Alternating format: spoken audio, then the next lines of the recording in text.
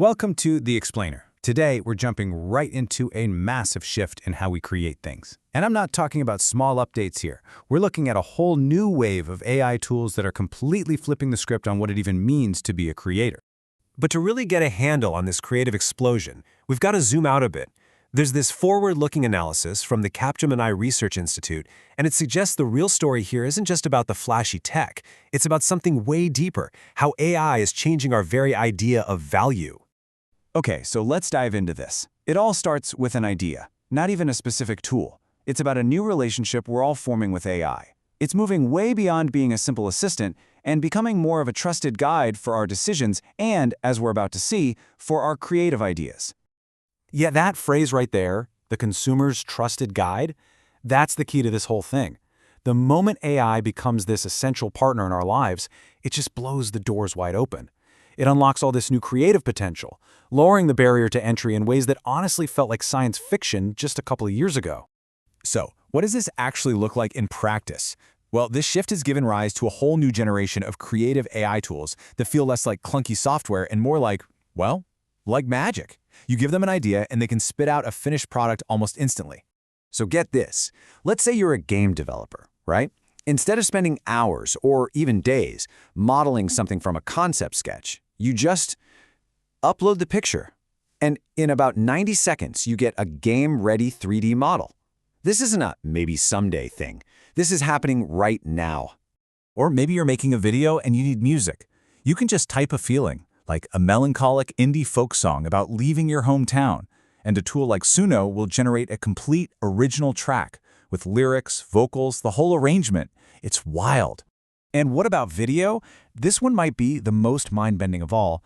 You can now take a simple script, like a Word doc for a training session, paste it in, and get back a polished video with a super realistic AI avatar presenting the whole thing. No cameras, no mics, no actors. Incredible!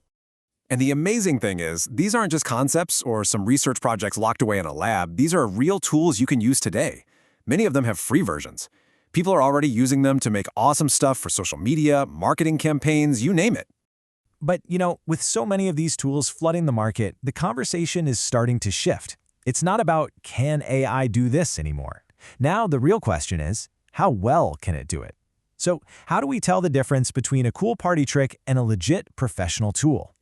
This is where it gets a little more technical, but it's really important. The pros are looking way beyond just the initial wow factor. For 3D models, it's all about geometric accuracy. Does it perfectly match the source image? For music, it's about vocal realism. Does the singer sound like a real person with actual feelings? And for video, it all comes down to this idea of structural coherence. You've got to understand this concept of structural drift. Lots of AIs can create one beautiful 10-second clip. No problem. But what about a 90-second video that tells a story? That's where things can literally drift apart. The story loses its way, the pacing gets weird, it just falls apart. Fixing that drift? That's the next big mountain for AI video to climb. So we've got this huge range in quality and what these tools can do. The next logical question is, well, who are they all for?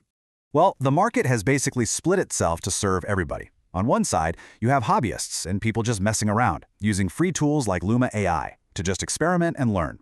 On the other side, you've got huge companies paying for the premium stuff, like Rodin AI, because they need that absolute photorealistic quality and reliability for their clients.